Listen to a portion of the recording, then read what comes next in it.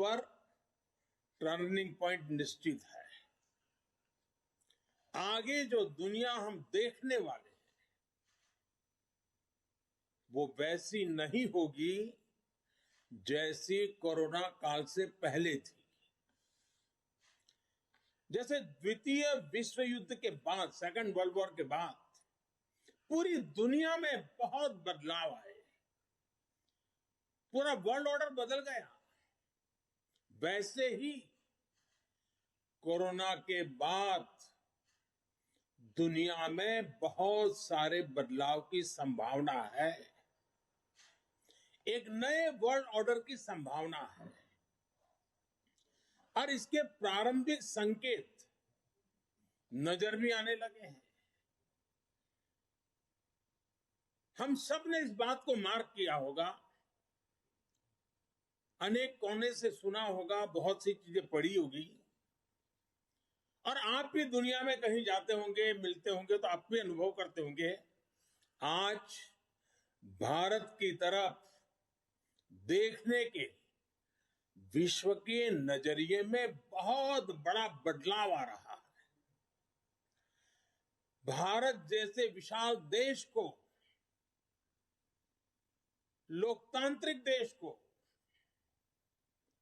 और इतने बड़े समाज में इतनी बड़ी विविधताओं को संभालते हुए चल रहे देश को अब दुनिया के लोग भारत को अधिक मजबूत रूप में देखना चाहते हैं। और इसलिए पूरा विश्व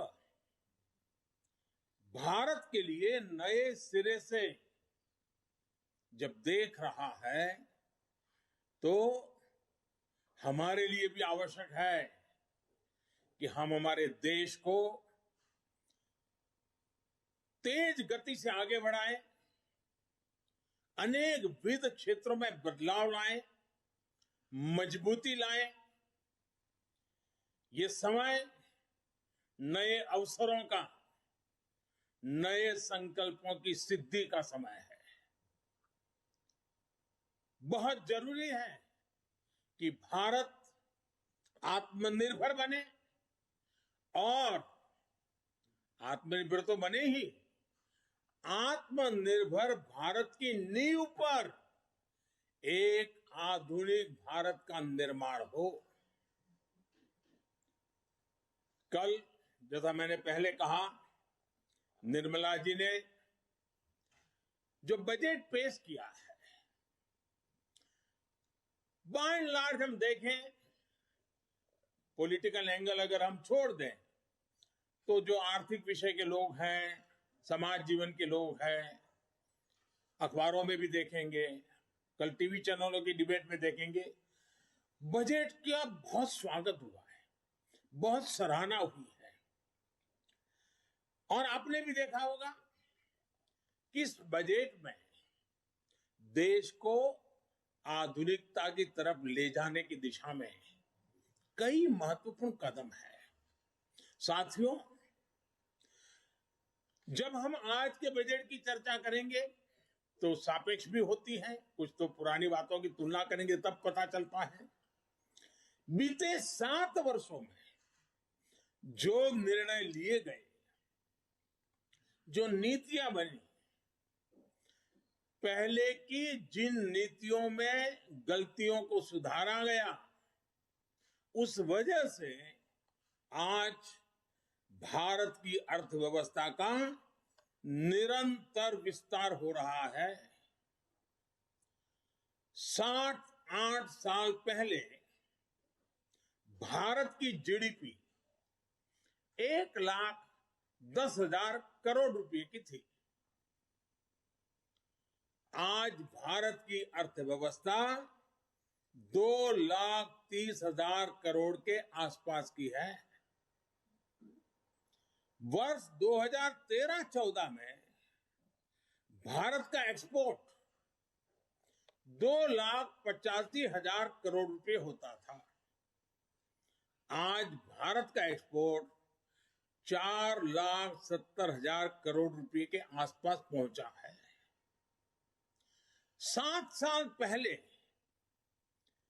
करीब $275 बिलियन का विदेशी मुद्रा रिजर्व हमारे देश के पास था। आज देश का विदेशी मुद्रा रिजर्व $630 बिलियन को पार कर गया है। वर्ष 2013 में देश में $36 बिलियन का विदेशी निवेश एफडीआई था। पिछले साल ये $80 बिलियन को पार कर चुका है। कोरोना के इस काल में भी भारत ने अपनी अर्थव्यवस्था की मजबूती से दुनिया का एक विशेष रूप से ध्यान आकर्षित किया है। आज भारत दुनिया के उन देशों में है जहां के इकोनॉमिक इंडिकेटर्स में बहुत तेजी से सुधार आ रहा है और फंडामेंटल्स मजबूत है। इस साल का बजट इसे और गति देने वाला है। साथियों, जब गरीब को मूलभूत सुविधाएं मिलती हैं तो वो अपनी ऊर्जा, अपने विकास, देश के विकास में लगाते हैं। इस बजट का भी फोकस गरीब, मिडिल क्लास और युवाओं को बुनियादी सुविधाएं देने और आय के स्थायी समाधानों से जोड़ने पर है। हमारी सरकार मूलभूत सुविधाओं के सैचुरेशन पर काम कर रही है और ये बात मैंने लाल किले पर से भी कही थी। अब मैं एक छोटा उदाहरण देता हूं, जैसे जल जीवन मिशन। अब हम हमेशा सुनते आए हैं, गांव में, घर में, समाज में, सरकार में, राजनेताओं में, सब में क्या सुनते हैं? हर कोई कहता है जल ही जीवन है। सुनना तो बहुत अच्छा लगता है, लेकिन ये भी सच्चाई है, पानी की दिक्कत, पानी की कमी, गरीब के जीवन की, महिलाओं के जीवन की सबसे बड़ी चुनौतियों में से एक है और आजादी के 75 साल के बाद भी है। किसान को भी, छोटे किसान को खासकर, पानी के बिना बहुत दिक्कतें हैं।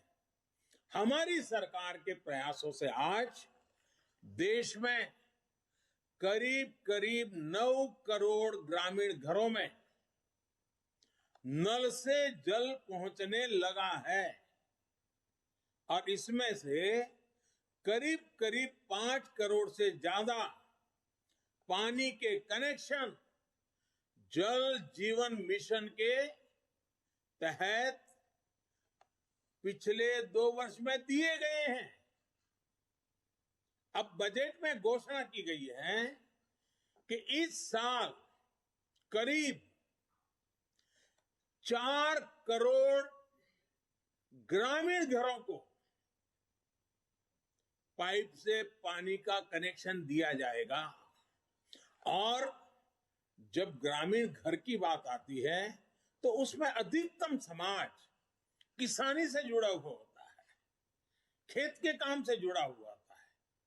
उसका समय बचेगा, माताओं बहनों का समय बचेगा, वो कृषि के समय में अपना योगदान दे पाएगी। इस पर पानी पहुंचाने के लिए, घरों में पानी, मेरी माताओं बहनों को कष्ट से मुक्ति दिलाने के लिए पहले करीब 40,000 करोड़ से ज्यादा खर्च किया था, अभी 60,000 करोड़ रुपए से ज्यादा खर्च किए जाएंगे।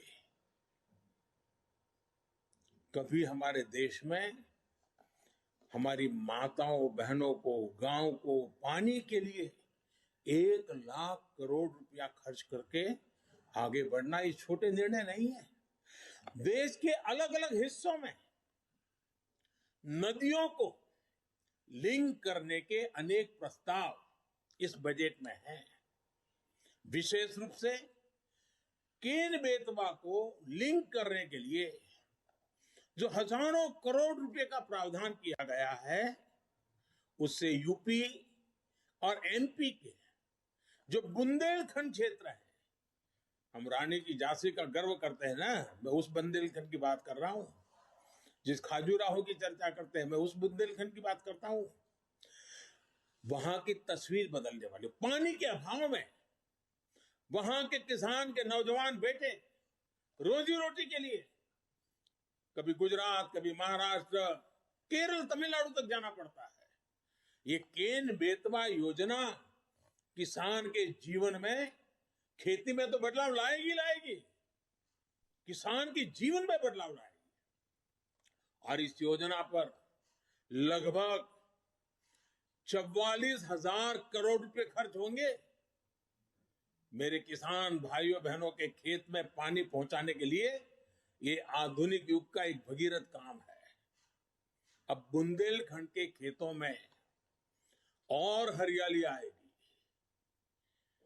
जवान बेटों को शहर में झुग्गी झोपड़ी में रह करके मजदूरी में जिंदगी गुजारनी पड़ती है, वो खुले आसमान के नीचे अपने माँ बाप के साथ रह करके एक नई जिंदगी का प्रकरण लिखना शुरू कर सकते हैं। घरों में पर्याप्त पानी आए, खेत में पानी आए।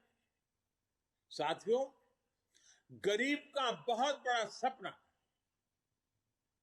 उसका अपना घर भी होता है। इस साल के बजट में गरीबों के लिए 80 लाख पक्के घर बनाने की बात कही गई है और इस पर 48,000